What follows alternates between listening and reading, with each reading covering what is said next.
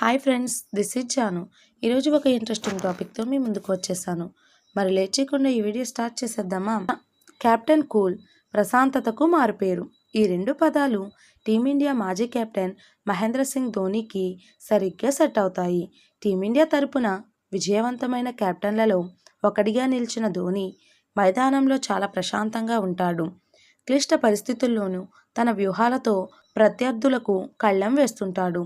మ్యాచ్లో గెలిచినా ఓడినా పెద్దగా హావభావాలు మాత్రం పలికించడు. అందుకే అతడిని ఫ్యాన్స్ అంతా కెప్టెన్ కూల్ అని ముద్దుగా పిలుచుకుంటారు. అయితే ఇలాంటి ధోనీ ఓసారి ఎన్నడూ లేని విధంగా కోపోద్రిక్తుడయ్యాడు.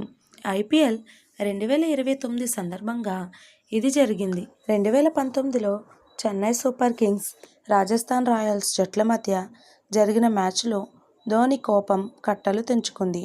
ఓ నోబెల్ విషయంలో అంపైర్లతో తీవ్ర వాగ్వాదానికి దిగాడు. ఏకంగా డకౌట్ నుంచి మైదానంలోకి వెళ్ళాడు.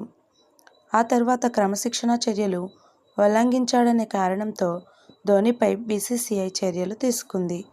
ఇదంతా జరిగినప్పుడు చెన్నై సూపర్ కింగ్స్ జట్టులోనే ఉన్న మోహిత్ శర్మ తాజాగా దీనిపై మాట్లాడాడు.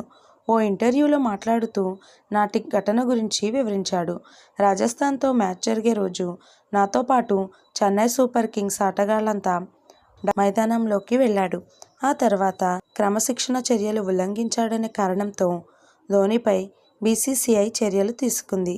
ఇదంతా జరిగినప్పుడు చెన్నై సూపర్ కింగ్స్ జట్టులోనే ఉన్న మోహిత్ శర్మ తాజాగా దీనిపై మాట్లాడారు. ఓ ఇంటర్వ్యూలో మాట్లాడుతూ నాటి ఘటన గురించి వివరించాడు. రాజస్థాన్తో మ్యాచ్ జరిగే రోజు నాతో పాటు చెన్నై సూపర్ కింగ్స్ ఆటగాళ్లంతా డగౌట్లో కూర్చున్నాడు. వాస్తవానికి ధోనీ మళ్లీ మైదానంలోనికి వెళ్ళకూడదని కూర్చున్నాం. కానీ అతడు మాత్రం వెనక్కి తిరిగి చూడలేదు. కుర్చీలో నుంచి లేచి అంపైర్ల వైపు దూసుకు వెళ్ళాడు. అప్పుడు మ్యాచ్ చూస్తున్న వారంతా ఓ సింహం గ్రౌండ్లోకి అడుగుపెట్టినట్లుగా చూశారు.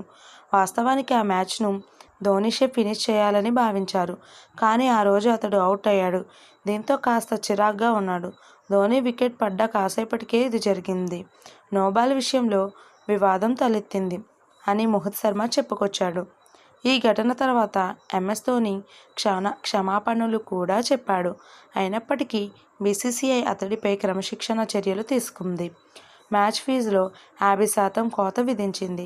ప్రపంచ కప్ మ్యాచ్లలో కూడా ప్రశాంతంగా ఉండే ధోనీ ఈ మ్యాచ్లో కోపానికి రావడం అప్పట్లో చర్చనీయాంశంగా మారింది. కెప్టెన్ కూల్ ధోనీకి కెరీర్లోనే ఈ ఘటన ఓ మచ్చగా మిగిలిపోయింది. మరి మీలో ఎంతమంది అప్పట్లో ఈ మ్యాచ్ చూశారు? కింద కామెంట్స్లో నాతో షేర్ చేయండి.